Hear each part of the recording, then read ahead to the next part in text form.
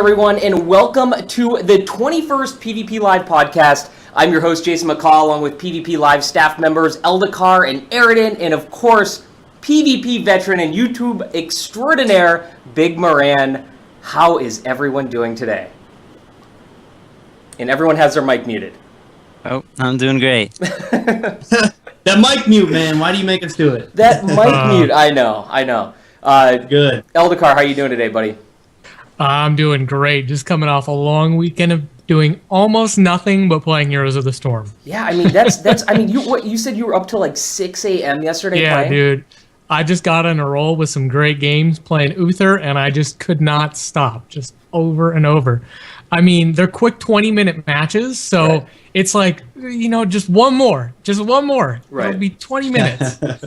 Yeah. Several hours later. Yeah, exactly. That's what happened. Still playing. Yeah, I'm super excited to get into it, and then I mean, of course, we have the new Diablo 3 expansion coming up pretty quick.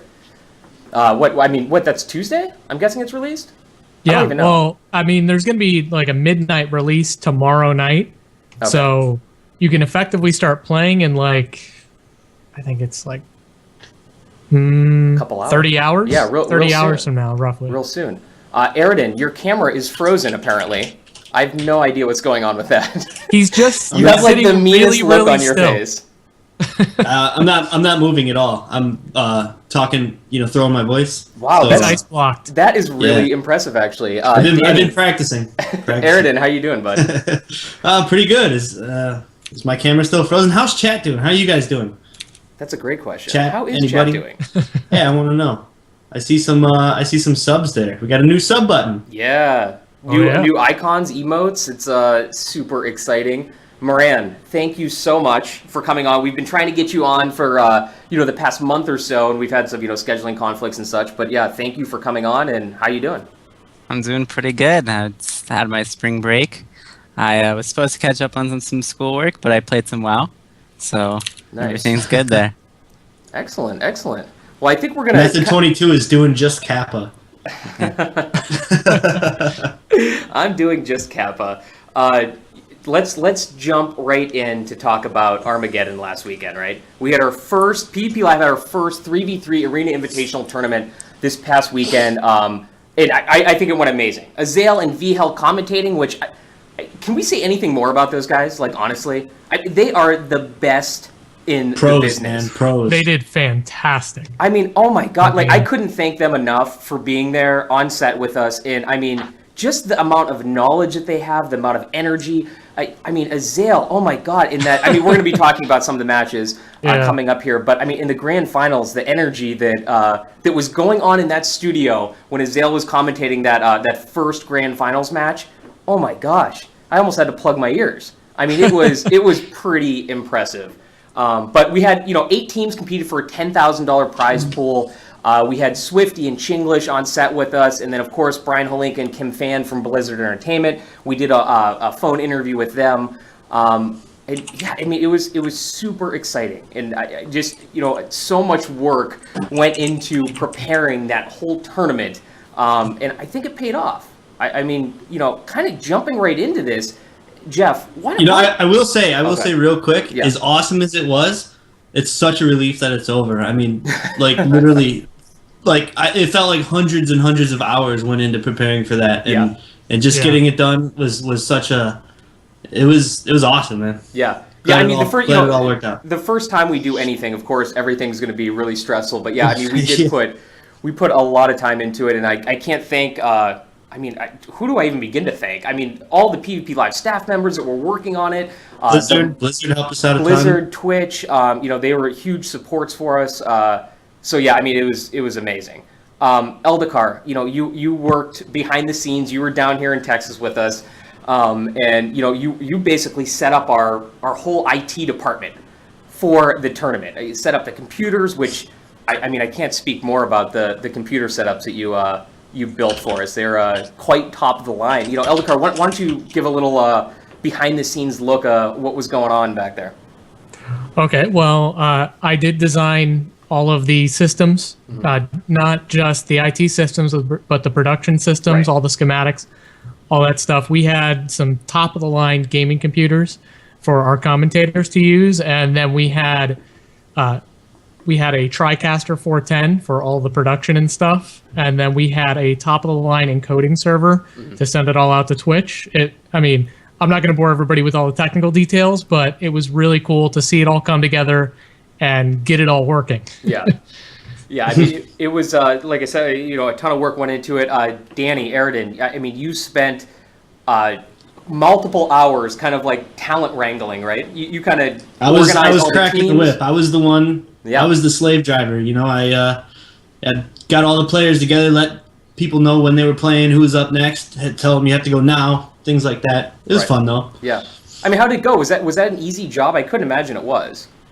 Actually, I was really worried about it to begin with, but as we got going and we kind of found our groove with what worked, it actually went pretty smoothly. And if any of the players are in chat right now, thank you to all of you guys for making it go so smoothly. Everybody was pretty cooperative, and yeah, it went really well. Yeah, it's I guess one of the biggest hurdles to jump over for any kind of online tournament when you're not running a LAN is kind of getting all the teams organized, making them be on time, and making sure everyone's kind of connected at the same time. And that's, I couldn't. I'm glad I wasn't doing your job, to be honest. That seemed like it was. That would have been. Honestly, I think Danny had one of the toughest jobs there was. I can't imagine how difficult it must have been for you, Danny, to wrangle. Actually, a long time ago, I did exactly what Danny did for a small community tournament, and it's really hard. It's like wrangling cats, to get people to get ready for their games. So that's literally what we were calling it. We were calling it herding cats. Danny described it exactly the same way.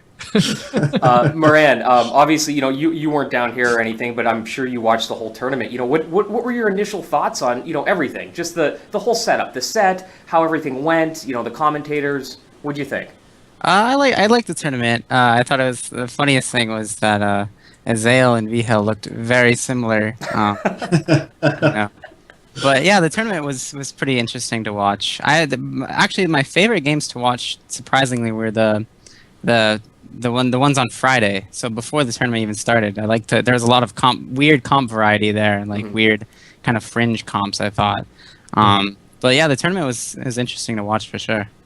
Yeah, kind of jumping right into this, obviously we don't want to go through every single match. A lot of the matches were 2-0 wins. Until we got to the finals. I guess kind of starting out, though, I think a lot of people are excited about this, and going to Danny first here, Aridn, you were talking earlier about the Three Amigos versus Llama Cleave matches. Why don't you briefly touch on, how that went?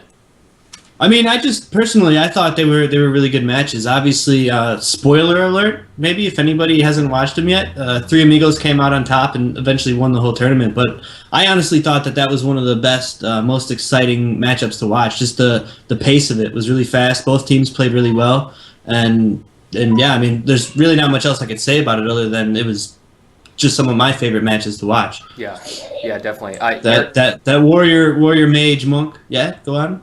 Oh, no, Aridn, I was just going to say, your frozen camera is geeking me out. I'm having trouble talking to you right now. Is it frozen in Skype or just on the stream? It's frozen in Skype as well. Yeah. Really? Yeah. Eldacar. It's absolutely not frozen for me. I don't know what the problem is. It must be on my end. I apologize for that. But Eldacar, going down to you, like I said, there's a lot of 2-0 matches. Besides the grand finals, was there anything stand out to you during the tournament? And I know you had a lot of stuff going on behind the scenes, so I don't know how much you got to watch. I unfortunately did not get to pay full attention to all the matches because I was paying attention to all the technical stuff, making sure everything ran smoothly behind the scenes. But I did get to catch a decent number of them, and like you said, there were a lot of 2-0 matches, and that was kind of disappointing to me. Right. I like to see a lot more back and forth as a viewer, a lot more even matchups. I think everybody does. But those last three matchups, not just the grand finals, but the last three matchups in general, were really great. And like Moran said, the Friday night face-off before the tournament, I thought that was really interesting too. Definitely. Moran, like I said, we'll jump into the grand finals after this, but was there anything stand out or anything that you thought about any of the matches?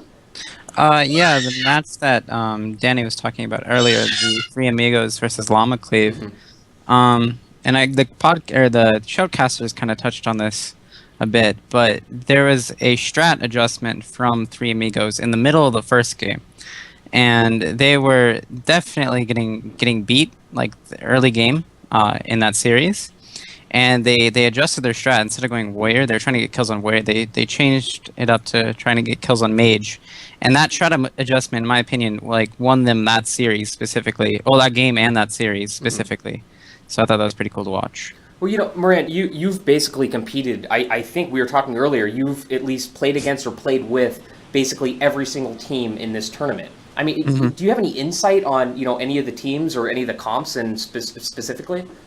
Yeah, I mean, going into it, my favorite to win the entire thing was Jamili's team. But from my understanding, God Comp with a Druid tends to struggle a bit against Resto Shaman Warlock teams. So that was partially the reason why they didn't do as well as I thought they would in the tournament. But to me, it was no surprise that we were going to see like Skill Cap, Three Amigos, and Blacksmith Hammers like all being like the running for winning the tournament. To me, that was really no surprise, just because LSD is a really strong comp on ladder, and on top of that, it's really good in tournaments because it is so defensive, and a lot of times teams in tournaments will play defensive, so it's really good for that sort of metagame. Right. Yeah. Aridn, since we actually just talked about Blacksmith Hammers Equip, those are some of our close buds, right? Do you want to talk anything about the matches that you saw out of them? Danny, you there? Okay. I am here. I am here. Okay. Everything's messed up. What's going on here? But yeah, I mean, they had some tough matchups. The Thugonomics really only plays that Destro lock. Right. And I think part of the problem that they ran into was he was just getting controlled so much. A lot of the interrupts were on him, and he had warriors riding him, and it just didn't go their way. Especially against Skill Capped was when they got knocked down to the lower bracket. They just played so defensively, and Blacksmith Hammers, they just weren't able to make anything happen. Kind of going to a round table too, is Danny Carey was playing a monk for part of the games and a druid for part of the games. I mean, do you think that was the right choice for certain matches? I definitely think against some of the teams that he played druid, it was the right choice. But you can definitely see, I think, when they played against Skill Capped, Soda was, who's been playing druid for forever, basically. Right. Definitely you could see some of the flaws in Danny Carey's druid playstyle. I think he played it well, but just, he lacks that experience on that class that someone like Soda has. So, by comparison... Well, the other thing about Danny Carey on druid is he was running a really weird spec. Yeah. Not to say it was bad, but it was different. I know he was running with Ysera's Gift, and I think he was running with Nature's Vigil too. Yeah, both of those, yeah. Which it makes sense on paper, like those talents like seem good on paper, but you like losing utility of Heart of the Wild is like really big. Especially if I think he's definitely running Soul of Forest too, and Heart of the Wild is a really good cooldown. Well, it's your only pretty much healing cooldown. It's your strongest healing cooldown if you're running Soul of Forest. So he was missing out on a really strong healing cooldown, and then the utility you gain from from Cenarian Ward, because you can use it while silenced, is losing that is really big, especially against a team that does have a blanket silence and a lockout. Well, Moran, do you think if he would have been running Heart of the Wild, do you think those matches could have turned out differently? No. Well, maybe. The biggest problem with Blacksmith Hammers Equipped is well, I guess it's not really a problem, but the reason why they might have struggled against some of the other Wizard comps is because they are running with the Destro Warlock, and getting that Chaos Bolt cast off in a tournament setting where everyone's super paranoid about their positioning and be like ready for that sort of huge burst cast, it's going to be really hard to get that cast off to get it, and that's what you need to do as a Destro Warlock to win games, is get that Chaos Bolt off. And just doing that is really difficult when you're playing against some of the best players in a situation where they're going to be playing very conservatively. Well, kind of talking about Thugonomics is too. Basically, he's always played Destruction Warlock. Do you think? Well, not always, but all expansion. Yeah, mainly, I guess. Yeah. But do you think specifically if he was playing Affliction, which I know he rarely ever does, but do you think that could have helped as well? I think they would have made. They could have split games. Like they had a higher chance of splitting games. I just think with Destro, it's going to be very difficult to get any sort of kill in a tournament setting. Whereas if you're playing Affliction, you have an equal advantage later into the game. I think definitely late game, Affliction LSD definitely wins out against Destro LSD, just because mana starts becoming an issue, especially with Druid healers. Right. So I think if he played Affliction, they could have done a lot more later in the game. But who knows?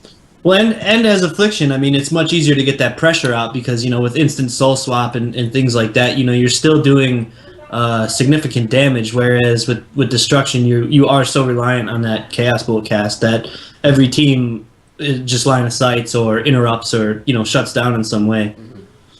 Eldacar, do you want to weigh in at all on Blacksmith Hammer's Equip on the matches we saw? I don't I said again, I don't know if you got a chance to see any of them, but yeah, I did get a chance to see a few of them, and I think the analysis about Destro and not being able to get those casts off, particularly in the conservative tournament environment, is really spot on. And it's disappointing to me personally.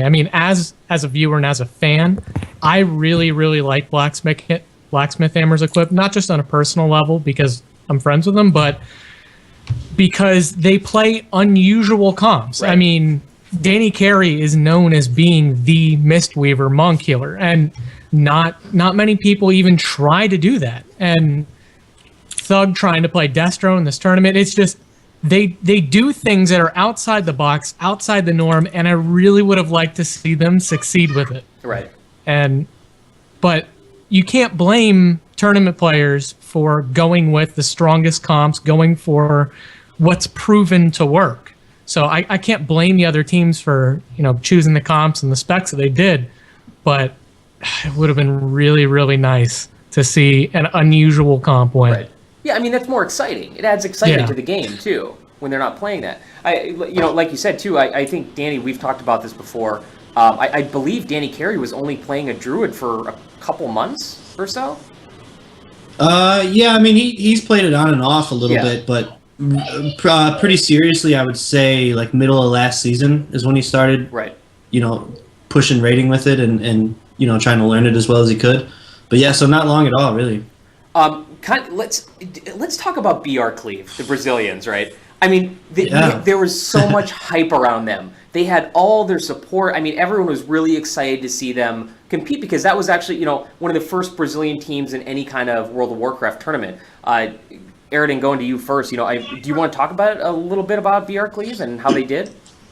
Well, yeah. They were eliminated on Friday. Obviously, they didn't make it into the main tournament starting on Saturday. But yeah, I think a lot of that hype was around just they're this completely Brazilian team that entered this tournament and wanted to put on for their city or their country. Right. So. That was pretty cool, and I really admire those guys for that.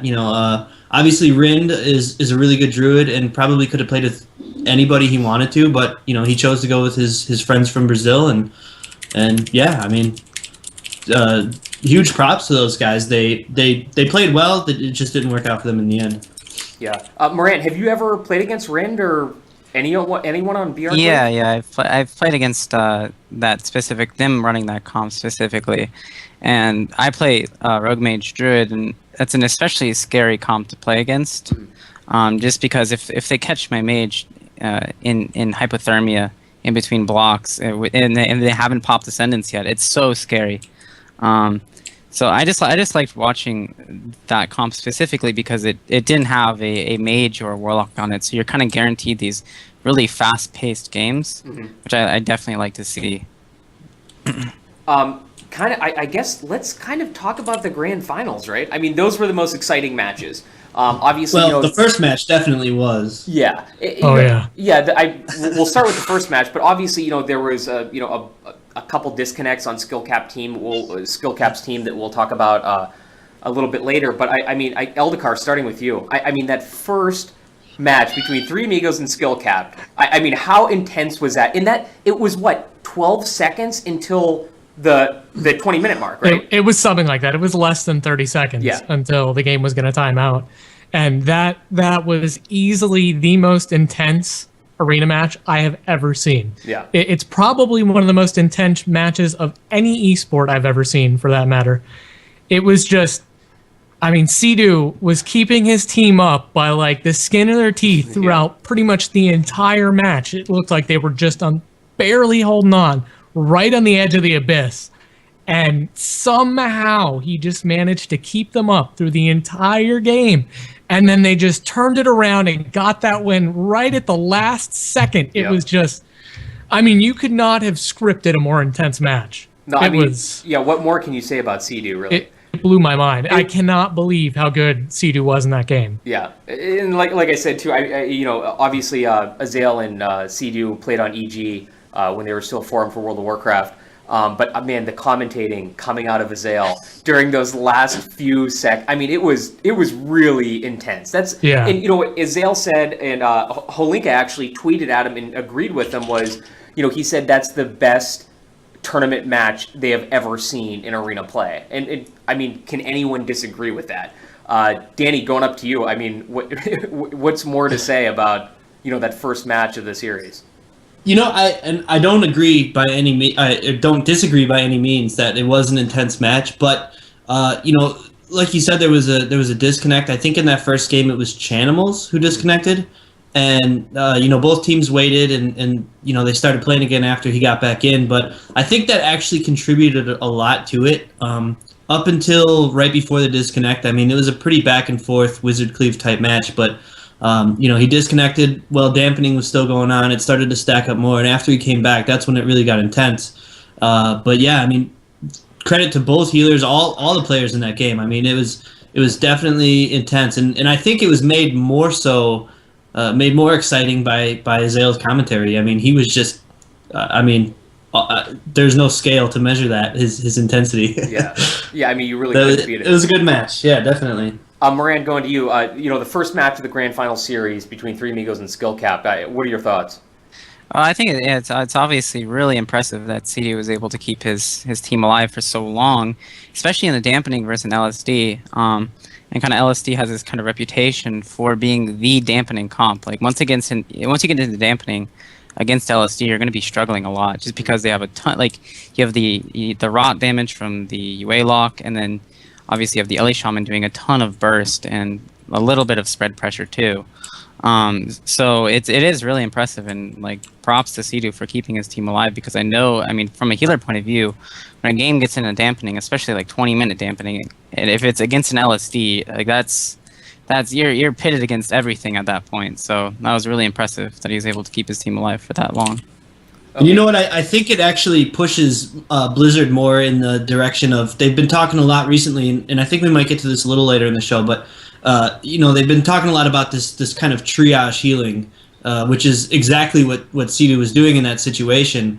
And I really think that maybe tipped the scale in the favor of that for Blizzard, because I mean, seeing that happen is really intense and really exciting, and I can only imagine when you're playing in that situation, you don't even know what to think. You know, I tuned into Snuts' stream right after they won, and he was saying like he doesn't really remember anything that happened in the match. He just played, and that was it. So yeah, I think that's the direction we're going with Warlords of Draenor. Just kind of throwing it in there.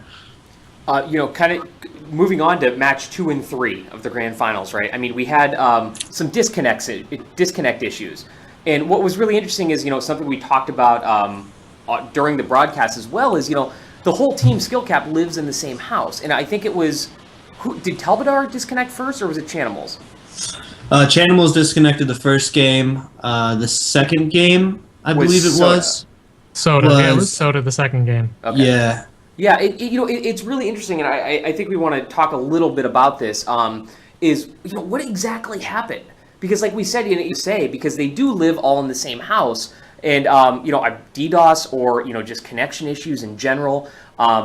Moran, actually going down to you, talking about the second, third matches, they were kind of basically thrown in Three Amigos won.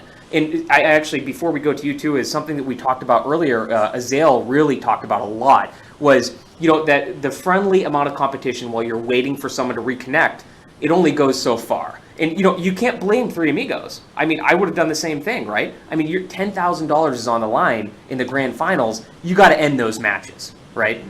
Moran, what were your thoughts on the second and third match of the grand finals? Well, yeah, I think just touching on the disconnect thing, I think, yeah, it is, even though they're all friends, it becomes like there's got to be a certain point where it might appear a bit suspect, and you kind of want to, you don't want to think that there's foul play, but there's always going to be that kind of thought, especially when there's a lot of money on the line. But yeah, I mean, aside from that, I don't remember much about the second game, so I'm not too caught up in talking about that. Yeah. But as far as disconnect, I think it's definitely something where it's good things that they're friends, but it's at a certain point, yeah, it's going to become kind of hard to excuse a team from disconnecting so many times. Yeah, it's something I want to point out too. I wasn't suggesting foul play by Skillcap by any means. Right. Yeah. I really wasn't. I just it's just weird that or I don't even want to say weird. It was just it was unfortunate that happened in the finals of the tournament. Right. Aridn, going to you. What were your thoughts on match 2 and 3?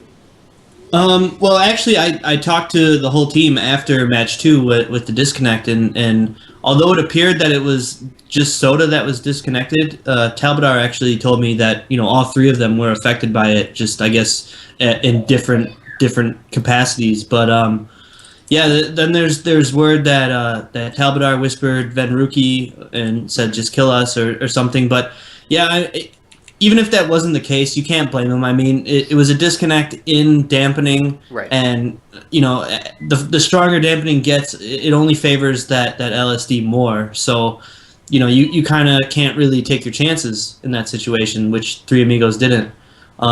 And then the third match, I don't think there was any disconnects, but I just think that Skillcap was so off their game at that point. Maybe it was frustration or whatever, but yeah, they just didn't play the game that they could have, I don't think. Yeah, you really can't blame them too, like you said, Danny. In match 2, they had so many different problems with lag or disconnects or whatever, and like you said, it seemed like they were off their game in match 3. Yeah. Like they almost, I don't want to say gave up, but they were kind of frustrated, and that definitely seemed to affect their play. Yeah, I mean, you could tell in some of the little things, like their positioning was kind of off at times, and just their overall synergy and play style wasn't the same. I think they were trying too hard to make something happen and come back after that than playing their normal game. Eldacar, going down to you. The second and third match of the grand finals. I mean, what were your thoughts on that? Well, I hate to say it, but I have to agree with everything that you guys just said. I wish I could disagree, but it did seem like they were definitely off their game in that third game of the series, because they did have so many issues, and you really can't blame them. I mean, they are professionals, but they're still human. Right. And it did seem like they were really heavily favored going into the grand finals, and they probably expected on some level that they were going to win. At least I expected them to win. I know a lot of people that I talked to expected them to win. So well, you don't really go into the finals expecting to lose. Yeah. So. Right. Yeah. So to lose that first match must have been, especially considering how close it was, must have been demoralizing on its own.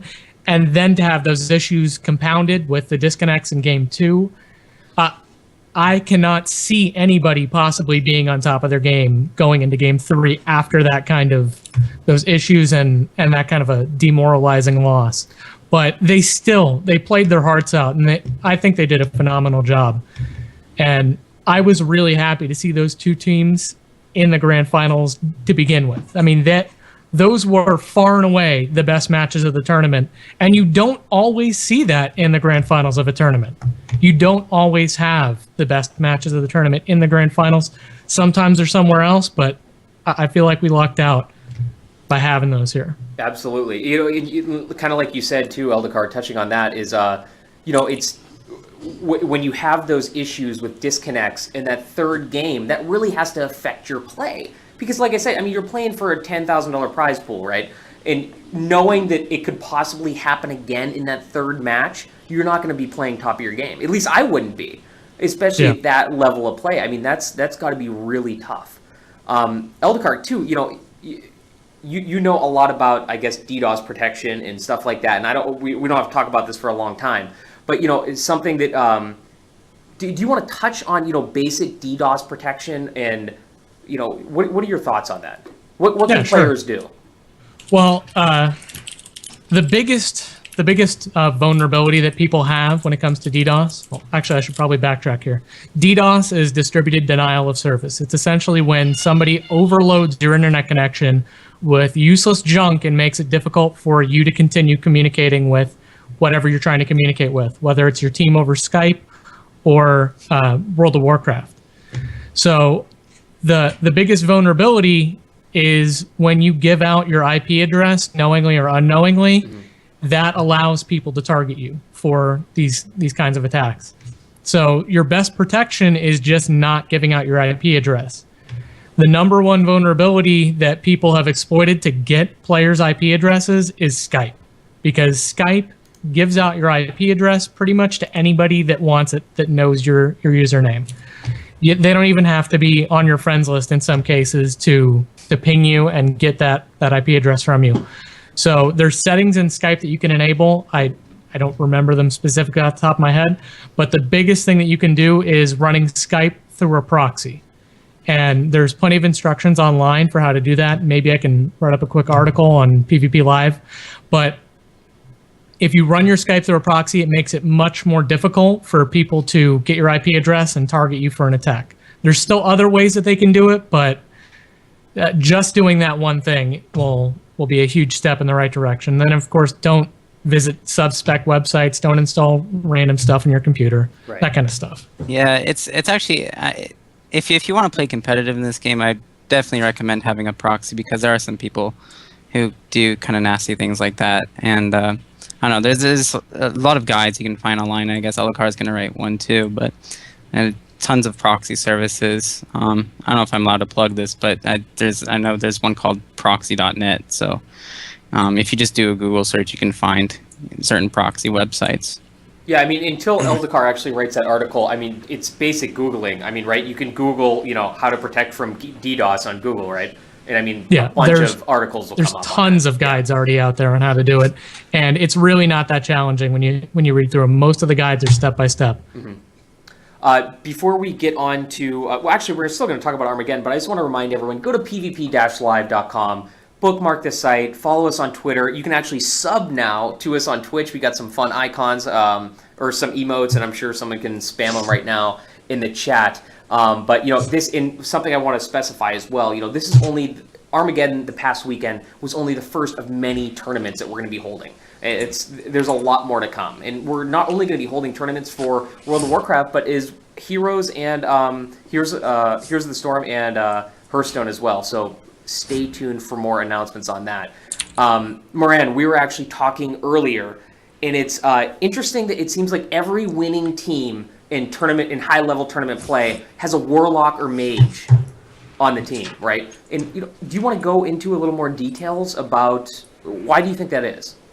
Well, it comes down to having spammable CC, and I think warlocks, especially because of things like dampening, are really good late game. If you're playing with Warlock on a team, your early game's not going to be too amazing, but your middle to late game is going to be really huge. And, I've touched on this before, but everyone in the tournament pretty much plays really defensively. And a Warlock is a really nice way to guarantee that you're going to always have some sort of rolling damage on the other team. That's certainly one of the reasons why they're really strong in tournaments. And I think it all boils down to having a spammable CC. Because you can easily, if as long as there's no DR, like the enemy players aren't subject to DRs at the time, if you have your DRs available for something like Fear or Polymorph, you can break up pretty much any kill attempt on your partners as a Warlock or a Mage, if you just spam fear, spam folly. So I think that becomes really good in tournament settings when everyone is playing defensively and when there's very small windows to get kills. And breaking those up with spammable CC is definitely the way to do it. Definitely. Aridn, going up to you. Wow, it looks like your camera's fixed. Is it? Oh, welcome back. Oh my Whoa, God, that's that was the saddest, scariest face you had for like I looked. 45 minutes. I actually turned the stream on and I looked like Grumpy Cat. You guys, you know that meme? Yeah. The Grumpy Cat meme? Yeah. But all right, maybe I'll pay attention to what I'm doing now since my camera's on. So I mean, what do you know? What Moran just touched on. It seems like a lot of high arena tournament play comps are running warlocks and mages. What are your thoughts? Yeah, like he said, I mean, I think wizards inherently are just easier to play more defensively, and when you get into that tournament setting, and you're not really going all in as maybe you would on the ladder or something. It's just easier to do that, and again with the spammable CC and mages having a lot of roots and things like that to keep melee off of them. It's just it seems like it's really the way to go for that tournament level play. I think we did see. What year was it? 2011 maybe. We saw a PhD win with the Korean team. But outside of that, I can't even recall a time where a team without a wizard has won. Right. And I see chat saying talk about how broken casters are, but I don't really think they're broken. I just think their play style allows them to play at that tournament level better, and by that I mean just more defensively, really. Right. Eldacar, going down to you. I mean, what are your thoughts on seeing so many warlocks and mages on high arena competition? I have to agree with Danny. It's really about the defensibility and about how they can position themselves and do things like target switches and coordinate CC. And TSG. I'm sorry, in 2009, Vive, Balrath, and Zilia. My bad, chat. Anyways, sorry. Continuing what I was saying, you can do a lot with a caster group because you can switch targets and change CCs and stuff at a range without telegraphing what you're about to do through positioning. And I mean, you still have to have positional awareness and stuff like that, but for melee, they have to physically get up there in the target's face to get on them. And having the spammable CCs that warlocks and mages have with fear and polymorph, there's just so much more in the way of options and defensive and offensive tactics that they can utilize that you can't really do with a melee cleave. Right. Melee cleave is just such an aggressive build. Well, the other thing too, and I didn't think of this till now, is when you play caster cleaves, you pretty much have like a large amount of kill opportunities, like windows where you can get a kill. Whereas specifically melee cleaves, and this changes if you're running with a hunter. Hunters are different. But if you're playing like a melee cleave, like Kitty Cleave, for example, you have usually 1 or 2 kill opportunities within a 3-minute period. So if you mess up during those windows, you're gonna have to wait a really long time.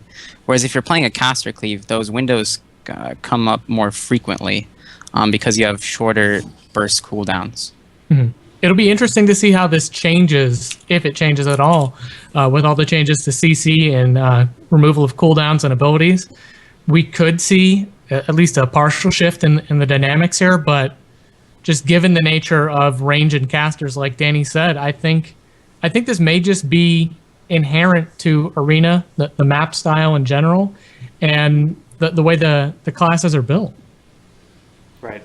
Yeah, I would definitely like to see more melee caster healer become viable, at that high level, because I mean they're just some of the most balanced, most fun matches to watch, in my opinion, and it just makes sense as a good setup, melee caster healer. So yeah, hopefully things change and we can see more of that for sure.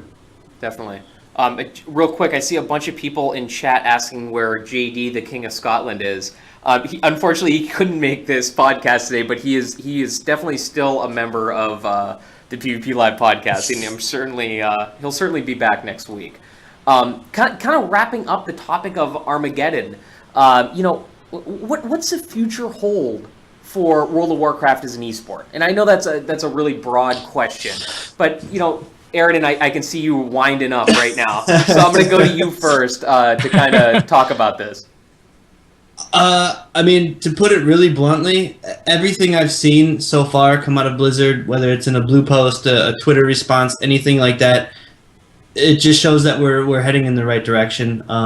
You know, the esports thing is definitely on their agenda, and they want to see it happen. To anybody who maybe didn't watch the tournament or didn't see in chat or hear us say earlier, but you know, they helped us out tremendously with this tournament. I mean, you know, they opened up a tournament realm for us. We had the spectator client. I mean, they were really helpful in getting this tournament thing going. So, you know, they know what's going on. They know the players want it. They know the fans want it, and they're really working hard to do it. So we can only go up from here, I think. Yeah, definitely. Exhil J in chat, maybe you can link the Holinka Kim fan interview for us right now. That would be great on YouTube. Eldacar, going down to you. You know, what are your thoughts? I mean, what's the future hold? Like Aridn was saying, you know, Blizzard and Twitch and, you know, so many people really backed this first PvP Live Invitational Tournament. What are your thoughts moving forward? I think the future is golden. There's a lot of stuff going on right now, and there's everything really, not just Armageddon and the support that it got. Everything Blizzard is doing, everything the community is doing, it's all leading towards a brighter future for WoW esports. Mm-hmm. I mean, the first step, and probably the most important step in my opinion, is that Blizzard really seems to be upping their game with balancing PvP, improving PvP, making PvP more fun in WoW. And that, I think, is really the critical building block and the most important thing for WoW esports. If PvP is fun in WoW, there's going to be more people playing it. There's going to be more people interested in it. There's going to be more people that want to play it professionally, and more people that want to watch people playing it professionally. So that is really the biggest piece of the puzzle here. And then on top of that, Blizzard is really doing a great job supporting tournaments like Armageddon. And I know, you know, they put out that blog post earlier about how to get involved in tournaments and how to, you know, request licensing, all that kind of stuff. So they're sending the message that they're there to support it. And more importantly, they're proving that they're here to support community tournaments. And I see more community tournaments popping up and announcing lately than I have seen in a long time. And that's really exciting. I think it's really just a perfect storm right now that's leading towards a bright future for esports. And the last thing that I want to talk about on this subject is BR Cleave.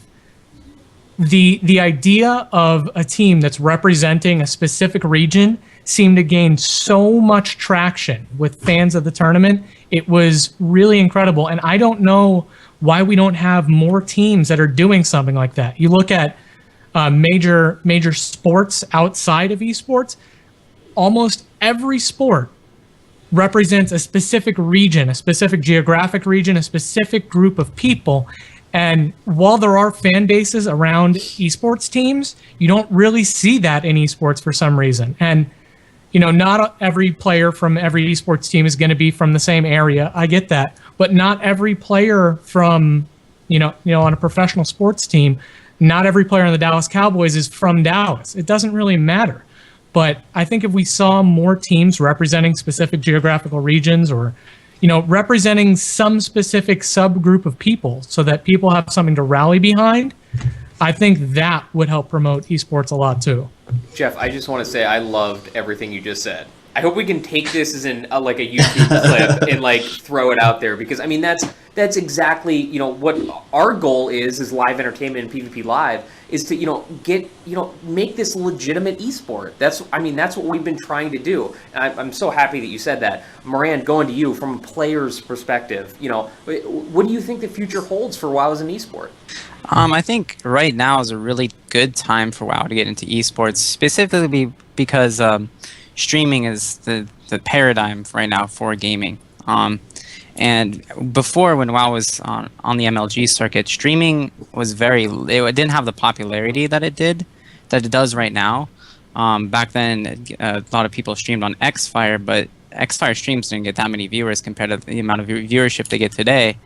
And I think just like looking at Twitch.tv, if you just go to WoW and look at who's streaming, a lot of the top streamers, and I'm guessing a good majority of the streamers on WoW in general are PvP streams.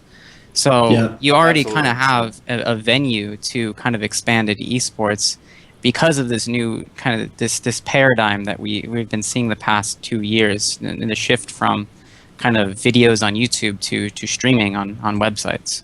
Right. Yeah, I mean that's an excellent point. Kind of closing up about esports and Armageddon. I just want to ask, first of all you guys, have you guys watched the free-to-play documentary on Steam about Dota 2? Has anyone seen it? I have not seen Eldacar, it yet. I don't even want to talk to you because you are so disappointing to me right now.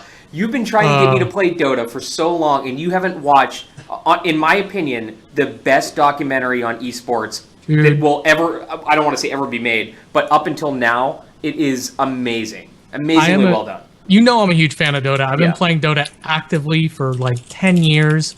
Almost like every day. I've played way too much Dota.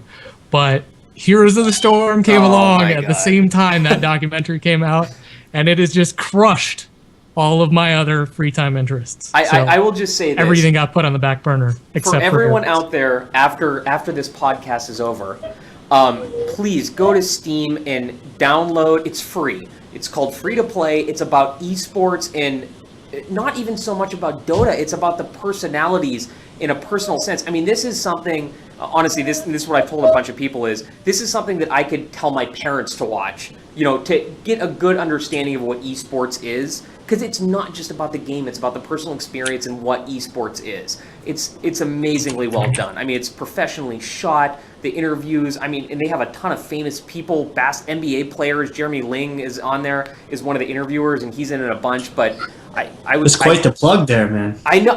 I'm sorry, but I just can't. I'm a sucker for good documentaries, and this one is all focused on esports. And I cannot tell you, you guys need to watch this if you have any interest in competitive gaming.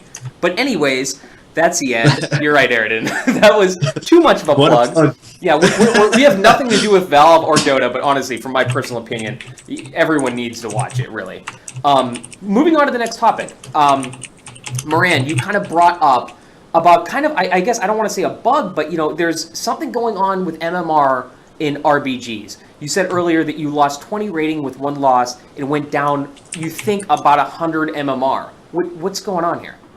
Yeah, as I mentioned before the podcast, I don't know if there's a MMR change to kind of try to fix exploiting that was going on in the RBG ladder. But right now, there's a bit of a problem with high rating RBGs, and I think it starts to happen at around 2.1k rating.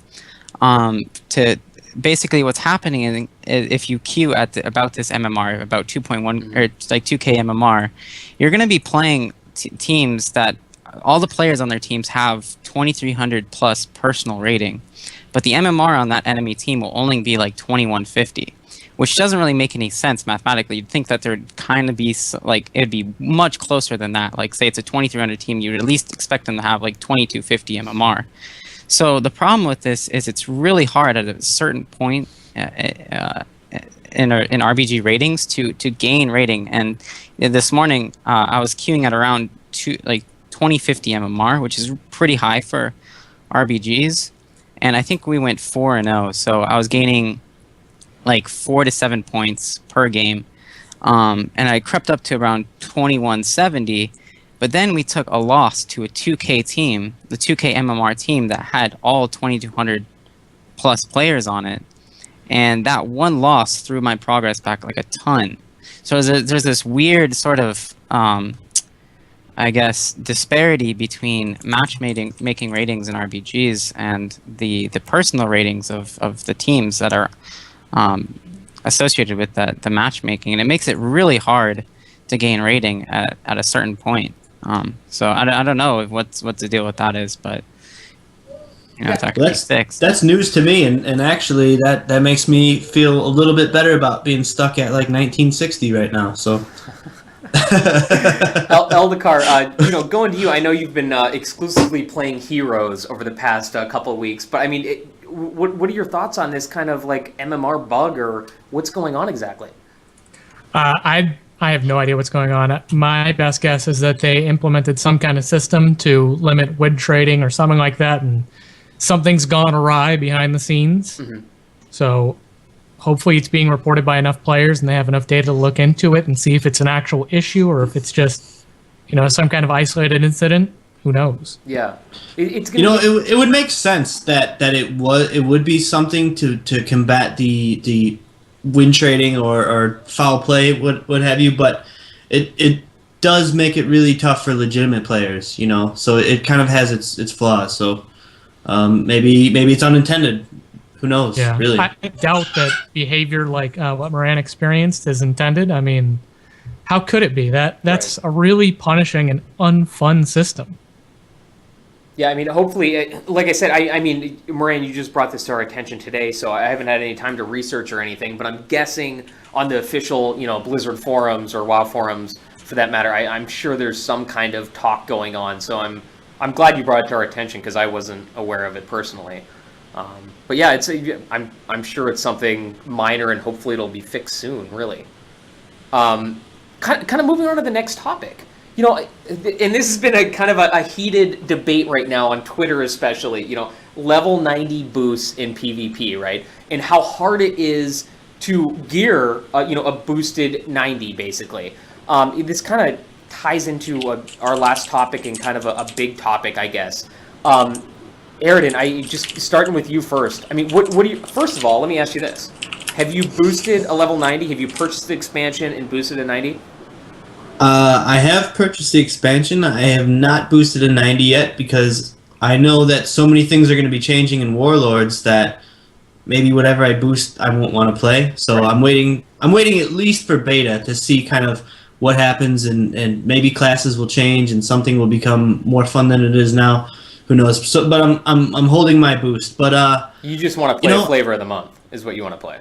No, not necessarily. But I mean, I already have one of everything. So like, if I boosted something else, it would be like other faction or something. So I don't know. I really don't know what I'm going to use it on, to be honest. But as far as the whole thing with like gearing them goes, like you're getting a 90 for free, man. I mean, what more can you ask for? Like, you didn't have to spend the time leveling. If you leveled to 60, you get 600 professions.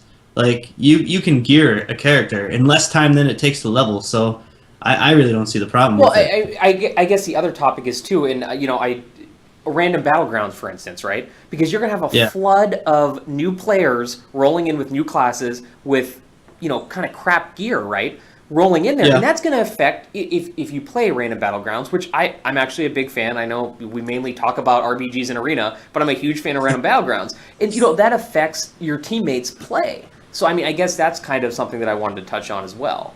Yeah, I mean, it affects everything in the whole game wide. I mean, whether it's PvP or looking for raid or whatever, you're going to have these newer players who are either new players or new to the class with bad gear. And it definitely affects a lot of things. I think right now maybe it's more of an issue because so many of them happened all at once, but as time goes on, I think it'll lessen a bit. But I mean, what can you really do about it? Put all the boosted 90s into one BG by themselves, let them duke it out, maybe? I don't know. I'm not sure what the solution is, but that's something we kind of want to talk about gearing as well. Eldacar, going down to you. I mean, what are your thoughts on the boosted 90s jumping right into random battlegrounds and kind of dragging down their teammates or gearing in general? This is something I spoke about on earlier podcasts. Boosted 90s being able to jump straight into battlegrounds, I think is a problem. It has a negative impact on everybody that plays in those random battlegrounds. And I really wish that there was some kind of proving grounds or something where people could go in and, at least demonstrate that they have the basic fundamental knowledge of how to play the class before they jump into anything that's going to impact anybody else's experiences in the game.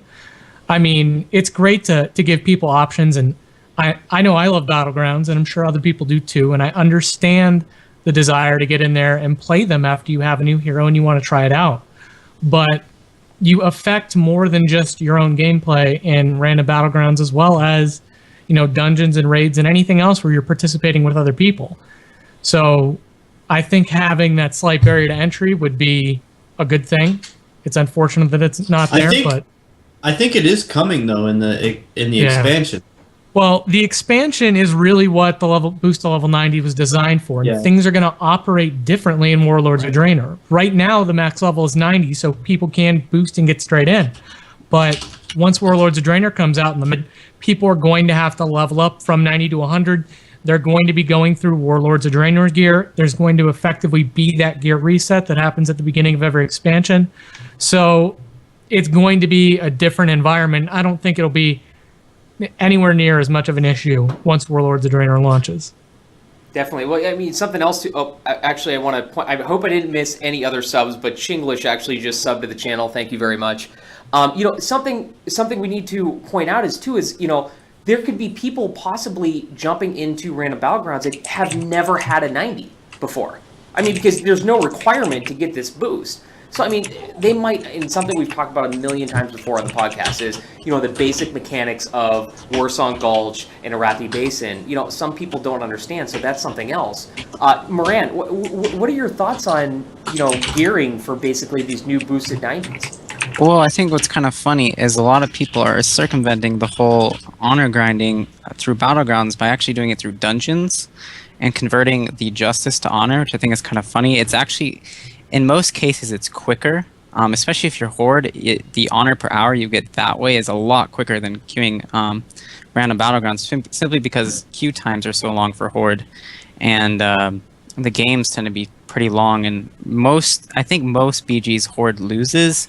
And I don't know, that seems to be, it might be a psychological effect that it seems like whatever side you're on loses, but I think from my experience, Horde loses a lot. But I think as far as experience goes, I think the lack of gear is more troubling than the lack of experience. Because I think if you have a higher item level in a random battleground and you're hitting your ability, at least hitting your abilities without knowing what they're doing, you're being a bit more effective. But for instance, I was doing I went straight into arena with the 90 boost, and I fully dotted a holy priest with demon soul dots, and my Bane of Agony was hitting for 144. And so I wasn't doing, I'm pretty sure he was passively out healing my damage, and I knew what I was doing. So the lack of gear to me is more troubling than the lack of experience. I mean, and this is something that we were, this is kind of the next topic too, and probably the last topic. Holinka has been talking about, how long gearing takes. He said in our interview, and I'm sure JXL can link it again in chat, that he plays several alts and it takes him a huge amount of time to gear. Moran, actually going to you first, we were talking earlier and you were kind of talking about how you think honor pieces should cost a lot less than they are right now. What are your thoughts? Yeah, I think because, especially for certain, the Horde faction, because you tend to lose, at least from my experience, a lot more BGs. I think you probably at max get around 500 honor per hour, and I think, correct me if I'm wrong, but I think you need around 30,000 to completely gear a character. And so if you just do the math, close to that's a lot of hours to grind. The second, I guess the entry level gear that you need to be competitive. So I think if they drastically reduce the cost of pieces, or triple or quadruple the amount of honor you get, something like that, I think there needs to be a huge reduction in the amount of points it takes to get fully geared, or an increase the amount of honor you gain. Both of those maybe at the same time, because a lot of people, especially arena players, they just want to get enough gear to do arena in, and they're not looking to stay in those battlegrounds for long. So I think if you could get people through the system quicker, you're going to have a more active arena ladder, which will be very healthy overall for the PvP community, especially those who PvP. Aridn, going to you. I mean, what do you think about the gearing process as it stands right now? I mean, do you think it should be lowered, the honor points? I definitely think it should be lowered, and to be honest, I'm still a little bit bitter about the nerf to the Krasarang mobs.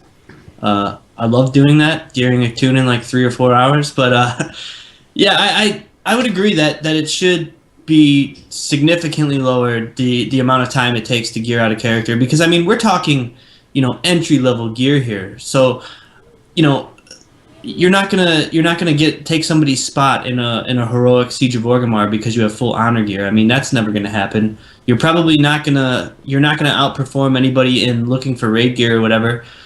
So really the only things you have to look at is like, if you gear up quicker to do random battlegrounds. If all you do is random battlegrounds, then the quicker it takes to get gear, the more fun people are going to have because everybody's geared. Your team's geared, the other team's geared. It's better fights, and yeah, it's a lot.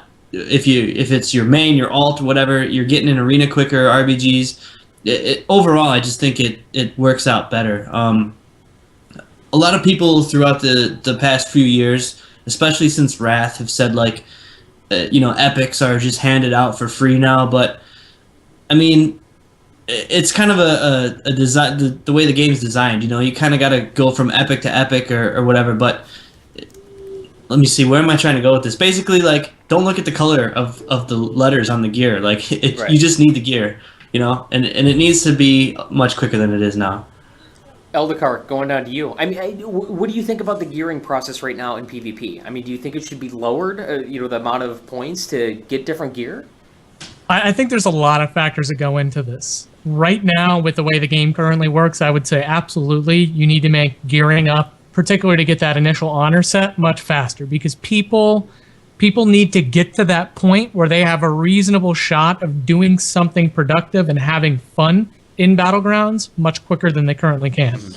But that could just be a result of requiring that people have that gear in the first place in order to do something productive in Battlegrounds. And given the retunes to health and resilience and battle fatigue and everything else that's changing in Warlords of Draenor, I think we could potentially get to a place where you don't necessarily need to have a full set of honor gear to be able to contribute and have fun in a battleground. And I know that Blizzard has voiced thoughts on the matter that they want the gap between fully geared players and people with no gear to be a little bit smaller and make it easier for people to get into battlegrounds and lower the barrier of entry. Maybe that's going to come with speeding up gearing. Maybe that's going to come with reducing the need for that gear, at least initially. But I think my biggest concern is that gearing up is too boring. And if they made gearing up more interesting, more fun, and created a better experience for people that are gearing up their characters, it wouldn't feel like as much of a grind and as much of a burden. Yeah, I would just overall like to see the game get back to a point where skill matters more than your gear. I mean, it was quite a while ago, but it did used to be like that, Yeah. And that's the way it should be, honestly. I mean, gear's obviously a good kind of goal to get the better gear, but if you're better than somebody in better gear than you should still be able to win, I think. Maybe not everybody shares the same sentiment, but yeah, and I think with shrinking the difference between fully geared players and under-geared players, and all the changes that are coming in Warlords of Draenor, we might end up moving closer to that point that we used to be at, where skill seemed to matter more than gear, at least anecdotally. It's going to be super interesting to see how this turns out in Warlords of Draenor, and it's only going to be a matter of time. But yeah, it's the gearing issue is going to be, I guess it's going to be hotly debated until we see some sort of changes. But this is that's it. That was the last topic for the 21st PvP Live podcast, and I'll tell you what, this was actually a really fun one. I'm just going to go on record and say, I mean, we had a lot of good topics, and I think we need to go do a round table right now of shout-outs, right? Starting with Aridn, of course. Any last-minute shout-outs? Shout out to chat. First of all, you guys are always the ones that make this fun. There's a question I see right here. Pharaoh X, when's the next tournament? PvP-live.com. Bookmark it. Boom. We'll announce it. Wow, you're doing when my we job. know, you'll Thank know. you. When we know, you'll know. So Yep. Yeah, definitely pay attention to what's going on the site. Definitely. So yeah, but yeah, huge shout out to chat. Chinglish, I saw so many people in Bin chat Bash tonight. subscribed as well too. Yeah, everybody, all our new subscribers, all our old subscribers, shout out to you guys. Thanks, everybody. Eldacar, going down to you. Any last minute shout outs? Well, I feel like you just want to talk about heroes right now, and that's it. Yeah, I really do. I kind of want to like just jump into a Heroes podcast for the next 6 hours or so. Maybe then I'd finish talking about it. But there's been way too many people who have done way too many awesome things for me to give a shout out to everybody. Yeah. But a huge shout out to Blizzard and to the chat and all the fans of PvP Live, the Armageddon Tournament, Twitch for all the support running the tournament. Shout outs to everybody that I've been playing Heroes with. You guys are awesome, and I think that's it. I don't want to go into any more. Wait! I want to backtrack a little bit. Shout out to Moran. Thanks for joining us, buddy. Absolutely. Shout out to Moran as well. Yeah, Moran, going to you. Any last minute shout outs? Anything you want to say? Yeah, shout out to all my RBG teams. I think I have 3 or 4 that I play with regularly. Mm-hmm. It's really fun. Shout out to all my subscribers on YouTube. I don't have that many, but it's cool to see that I have like fans, I guess. And I guess shout outs. I always do this. I always miss someone, so I'm just gonna say shout out to everyone I have on Skype if they're watching, or everyone on Real ID. So, pretty much all my friends. Shout out to them. There you go. Plainly put. Myself, like I said, I mean, what more can I say? Thank you to all the viewers. Thanks to all the subs. Thanks to the chat. I mean, this was, like I said, this is actually one of the more fun podcasts I've been a part of. I really enjoyed this one. Moran, thank you so much for coming on. It was our pleasure to have you on. You're more than welcome anytime you want to come on. And thank you to Blizzard and Twitch, big supporters of ours. And what more can I say? The last thing that I want to say is, Aridn kind of up-trumped me on this, but please go to pvp-live.com, bookmark that site. We have new news, blog posts, guides, everything, every single day. It's updated constantly. If you're into World of Warcraft PvP in any capacity, please go there and bookmark it. Don't forget to follow us here on Twitch and follow us all down here on Twitter. Until the next podcast, next Sunday, at 8 p.m. or 9 p.m. Eastern. Stay tuned. 8 p.m. Pacific. Boom. There you go. Thanks, guys. Until next time. See ya.